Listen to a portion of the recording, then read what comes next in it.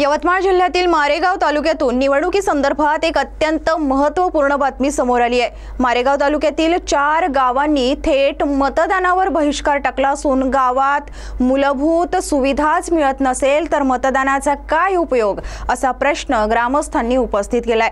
मारेगाव तालुक्यातील करणवाडी, नवरगाव, हिवरी, सगणापूर आणि म्हैसदोडका येथील ग्रामस्थांनी करणवाडी, नवरगाव, सगणापूर, म्हैसदोडका या रस्त्याच्या गंभीर समस्येकडे प्रशासन साफ दुर्लक्ष करत असल्याचा आरोप त्यांनी केला आहे।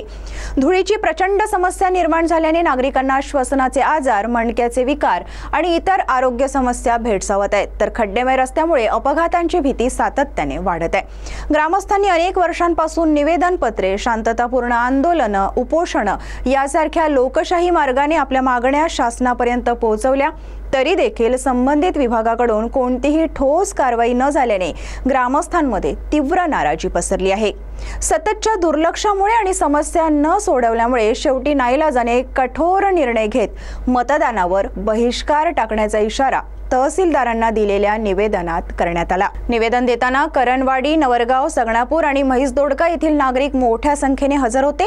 रस्ता त्वरित दुरुस्त न झाल्यास आगामी निवडणुकांमध्ये मतदान न करण्याचा सर्वानुमते निर्णय कायम राहील असा इशारा यावेळी देण्यात आला। माननीय तहसीलदार साहेब मारेगाव यांना आज आम्ही निवडणुकीवर बहिष्कार या संदर्भात आम्ही आज निवेदन दिलं आहे।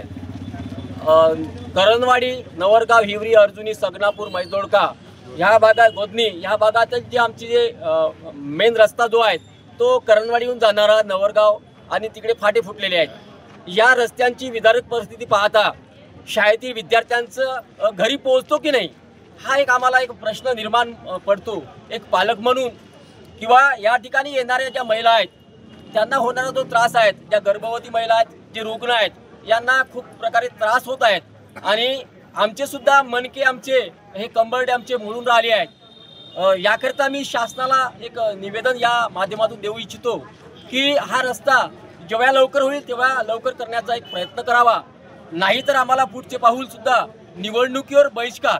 आमच्या परिसरातील जे 10 गाव आहेत त्या आम्ही सर्व 10 गावांची बैठक घेतली आहे। आम्ही पुढील येणाऱ्या सार्वत्रिक निवडणुका आहे त्यांच्यावर आम्ही बहिष्कार घालणार आहोत, हे या शासनाला मी सांगू इच्छितो। वणी ते यवतमाळ या हायवेला जोडणारा नवरगाव ते करणवाडी हा एकच रस्ता या खेड्यापाड्यातून येणाऱ्या लोकांसाठी आहे। या रोडवर एवढे खड्डे पडलेले आहेत की या रस्त्याने जाताना असं वाटते की कुठे आपला अपघात होतो की काय अशी शंका आहे। कुठे वाहतूक करताना सुद्धा प्रत्येक वाहनधारकांना खूप कसरत करत जावे लागते, इतके खड्डे पडलेले आहेत। शासनाने जर, प्रशासनाने याकडे जातीनं जर लक्ष दिलं नाही तर यापुढे आम्ही सर्व गावा मिळून भव्य मोर्चा काढण्याचा आमचा विचार आहे, आमचा नियोजन राहील। गावच्या युवकांनी त्यांच्या डोक्यामध्ये अशी कल्पना आली की आतापर्यंत खूप सारे आंदोलन झाले, मात्र त्या आंदोलनाच्या पूर्ततेसाठी तात्पुरती डागडुजी, मुरुम टाकणे असाच प्रकार होत गेला आणि असा काही विचार डोक्यामध्ये आला का कुठल्या पद्धतीने होऊ शकतं। म्हणून नवरगावच्या युवकांनी गावोगावी जाऊन हिवरी, म्हैसदोडका, सगणापूर, करणवाडी, गोदनी, अर्जुनी ह्या गावाला जाऊन मिटिंगा घेऊन सगळ्यांना जागृत केलं, स्वाक्षरी अभियान राबवलं आणि त्या स्वाक्षऱ्या एका ठिकाणी जमा करून त्याचं निवेदनाची प्रत आता जस्ट तहसीलदार साहेबांना देण्यात आली आणि त्याची प्रतिलिपी म्हणून राज्यपाल, मुख्यमंत्री, उपमुख्यमंत्री,